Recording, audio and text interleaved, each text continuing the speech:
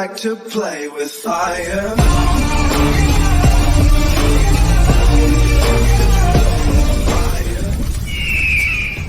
You and I have a rendezvous with destiny. Spent 12 years in the Army Fire Service. Met a lot of people, saw a lot of lives changed. Some for the better, some for the worse. Super 7, all are cleared hot at this time.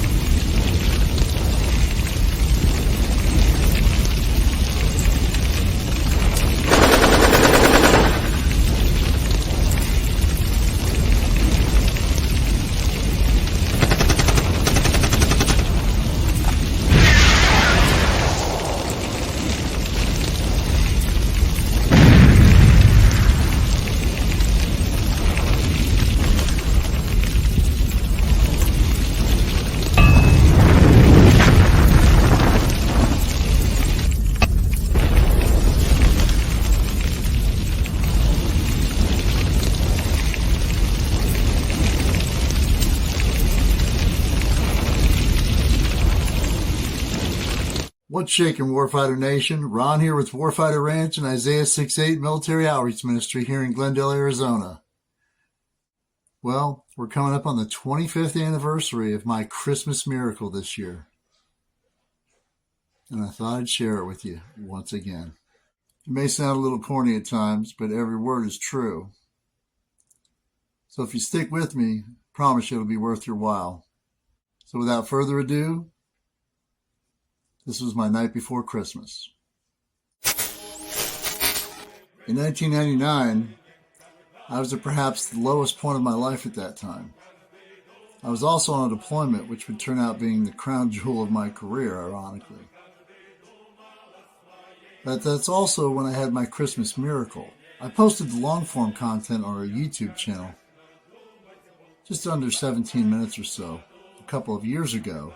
But if you like this short version, I would encourage you to go there and listen through it to get all the details on how huge of a blessing this really was. I can barely make it through this version. We shall see. Now, the iconic holiday poem, The Night Before Christmas, is credited to Clement Clarke Moore, but some academics and descendants of Henry Livingston Jr. claim the New York poet and farmer is the true author. There might be a version or two out there, but this one is mine. It's a dedication to my God and the guys who were with me that once long ago holy night. In 1999, after Vladimir Putin was freely elected as who is now the current and still last newly elected president of Russia since, yes, you heard me right, NATO forces gathered in the Balkans after a 78-day bombing campaign in order to quell Putin's henchman, Slobodan Milosevic, from continuing his wave of ethnic cleansing and unspeakable atrocities throughout the region. And then our last mission came up before we were to be deactivated. The 89th Engineer Detachment firefighters had one last mission, but we weren't going out without a bang. And that bang would come in the form of one of the biggest miracles of my entire life.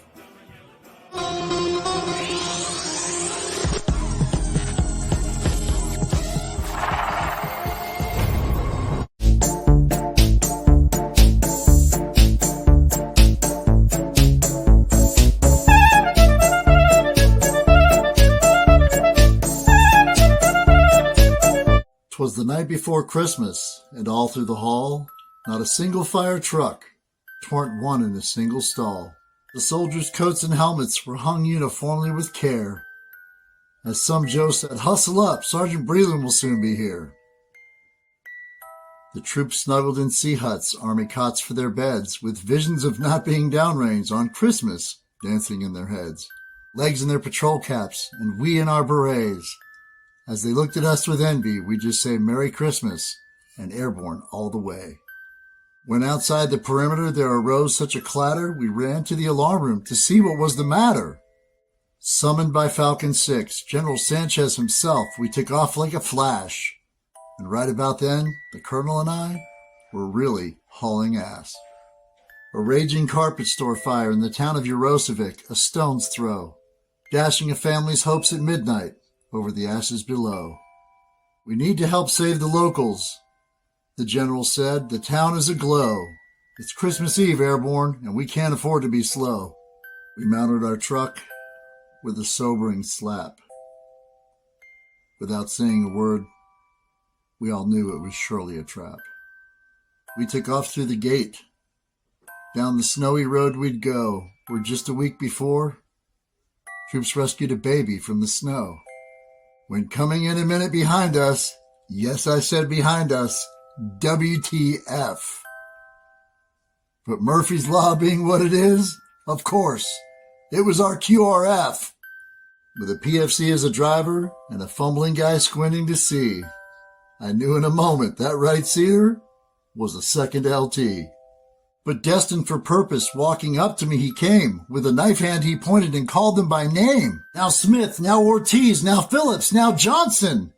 Now Sims, now Epps, now Williams, now Johnson. The other one. The one with 2 S's. To the top of the gun truck. Get on point on that wall. You got 3 seconds to get there. And 2 of them are gone, y'all.